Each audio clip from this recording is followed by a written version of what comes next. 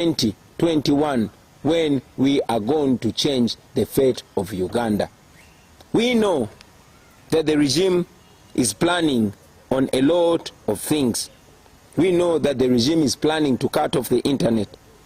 We know that the regime is planning to cut off mobile money services. We know that they are planning to cut off electricity. We know that they are even planning a lockdown.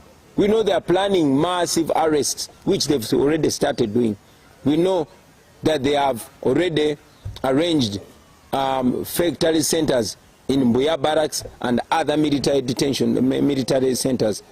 We know that they have carried out and they continue to carry out massive arrests.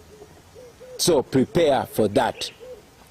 Tuchimanyi bulungi the government ya Museveni teina chance ku kalulu. Yensonga lwaki bali mu kuyola abaana bazzeemu panda gaali.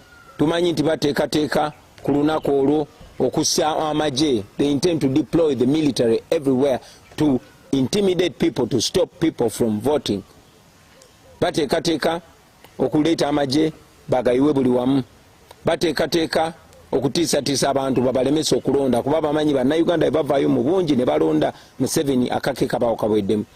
Tumanyi nti bateekateeka okuleeta obululu okubuyiwamu ng'olwedde buli tikiti. Bateekateeka okusalako internet.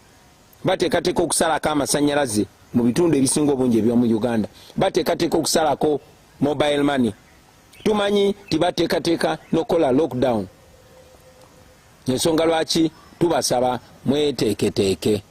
Byo byonna mubeerenga mubimanyi. Bagenda kukusala amagezi okukwata abantu bangi nnyo. Ba agenti baffe bagenda kufuba okulaba nga babayoola. Bafuba nnyo okulaba nga buli muntu aneetoolodde oba buli muwagizi wa NUP oba buli mukulembeze wa NUP nga bamukwata ne bamusiba. Njagadde nnyo bannayuganda mubitegeere. Manyi nti bateekateeka batayitegese nadda in fact tali center emu bagitadde Mbuya, endala tulina information bagitadde Nakasongola naye ne mu bitundu ebirala gye baagala okugattiragatira omugatte ogwa omufu ogw'okulonda. But I want to encourage all of you, one, turn out in large numbers and vote, and after that please keep a safe distance but continue watching the proceedings. Don't go back home. Let us dedicate the 14th of January to our nation. Everything that we are encouraging you to do is legal, it is constitutional, and nothing is criminal. We also know that the Electoral Commission intends to delay voting materials in some areas, particularly in Kampala, in Wakiso, in Mukono,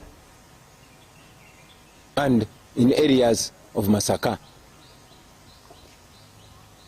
We also know that they are intending to announce results very late.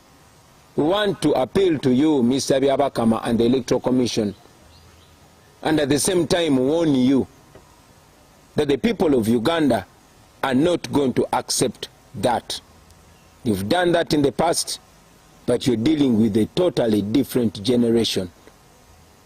So, the more you really disrespect the people of Uganda, the more you will be accountable for any result of a bad election. It is in your best interest and in the interest of the people of Uganda that you respect their voices. Tumanyi timwami BYABAKAMA n'akakiiko k'ebyokulonda bateekateeka okuluyisaayo ebirondesebwa ebyo ebikozesebwa mu kulonda mu bitundu ebimu nga mu Kampala muno mwennyini, ng'e Wakiso, ng'e Mukono, ng'e Masaka ne walala. Naye twagala mwami BYABAKAMA n'akakiiko k'ebyokulonda obakubira omulanga n'obbalabula nti bannayuganda tebagenda kukkiriza nkola eyo ey'obumenyi bw'amateeka. Musirise nga batukolako ebikolobero. Tumanyi nti mwami BYABAKAMA toli mitambo gya kalulu kano, naye njagala okuwa amagezi oleme kubeera na mpulira zibi, oleme kubeera ng'enswera gye boogerako mu lugero egoberera omulambo paka mu ntaana. Now to Mr. Museveni. General Museveni, wakati mukuwa ekitiibwa tuze tugamba ne ku mulundi guno tugamba tetulina kye tukusaba.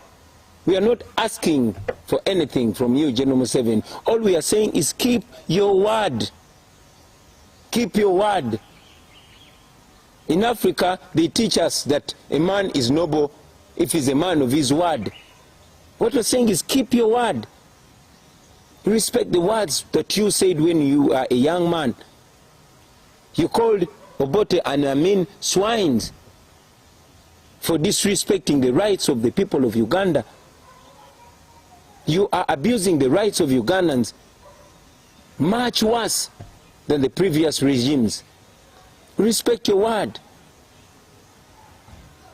We are not violent. We are not up for violence. But again, we are not going to be silent in the face of oppression. We have said it before and we are saying it again. We are not your slaves.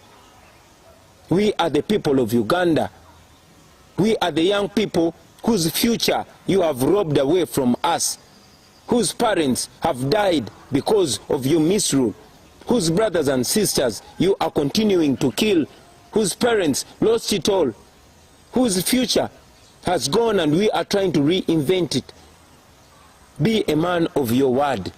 General Museveni, you cannot kill all of us. You cannot. It is unfortunate, very unfortunate, to see that once a prized revolutionary, you have decided to bury your legacy in muck. But again, if that's what you have chosen, that is your decision. However, I tell you today, like I've told you in the past, that you either respect the voice of the people of Uganda, or you will end up like all the other despots have ended up. Oppressed people cannot remain oppressed forever. And for as long as I still have the breath in my body, I will open my mouth and tell you the truth. After all, you go to government, politics is about kulaba mukama. So, tujabi kugamba muzeyi, ngabwe biri, tukuwanye ekitiibwa mukadde waffe, ne munnange, tetuli baddubo. Tuli bana Uganda. Tuyinza okubeera aba boda boda, tuyinza okubeera aba comedian, tuyinza okubeera abalimi, tuyinza okubeera abasiisi ba chapati. Naye eno Uganda naffe tugiyinako omugabo nga ggwe n'abaana bo. Eno Uganda naffe nsi yaffe. Wano we batuzaalidde. Era ne bw'onootutta wano we bagenda otuziika. Twagala nnyo okubeera mu nsi eyeeyagaza nga buli omu awamu n'ekitiibwa. Nga ffe n'abaana bo tuli mu nsi nga buli omu asanyukira munne. So tewali nsonga lwaki obeera otuyisa nga ba second class citizens. Tetuli ba second class citizens sa. Tuli bana Uganda. And I hope that message is received by you with an open heart.